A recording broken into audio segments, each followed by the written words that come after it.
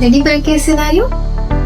We have a patient who is 55-year-old female who has a background of type 1 diabetes, insulin dependent, and she's on a long-acting insulin of insulin glargine of 16 units and short-acting insulin of Novorapid 6 units 3 times a day along with meals. And she has come in with right upper quadrant pain, fever, jaundice, and nausea and vomiting. Turns out she has acute cholecystitis and she is due for a surgery. And that is tomorrow. She is now nil by mouth as per the orders. Because she's not eating and drinking, what would you do with the insulin? Would you stop the long-acting insulin and short-acting insulin? Would you stop only one of them? Or would you reduce the dose of both of them? What would you do? Keep thinking and let me know. So what were your thoughts? The right answer would be that you would continue the long-acting insulin and you would stop the short-acting insulin. Instead of the short-acting insulin, you would start them on something called variable rate insulin infusion. So why do we do this? Patients who are type 1 diabetic and who are on insulin, who are dependent on insulin, don't have any endogenous insulin.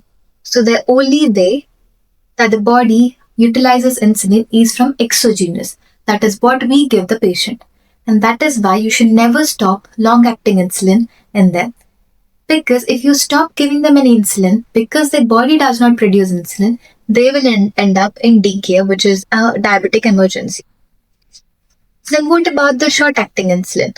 Short-acting insulin is given normally in type 1 diabetic to facilitate the extra glucose absorption during consumption of the food, that is during the meals. But because the patient is not eating, we don't expect them to have the glucose spikes during the meal times.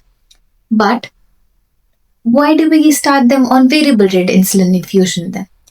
That is because even though when they're not eating or drinking, the body does produce glucose from the glycogen, which is the reserved source.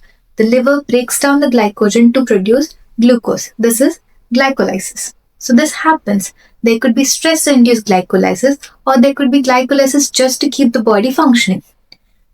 This extra glucose, which is released at random times, cannot be taken care of by the long-acting insulin. And that is why we give the variable rate insulin. Variable rate insulin meaning you will vary the rate of insulin you're giving to the patients depending on the blood sugars they have. So you keep testing them, the blood sugars, almost every second hourly, and then you keep titrating the insulin infusion. This is being given IV continuously. The variable rate insulin infusion contains short-acting insulin. I hope it clears it out.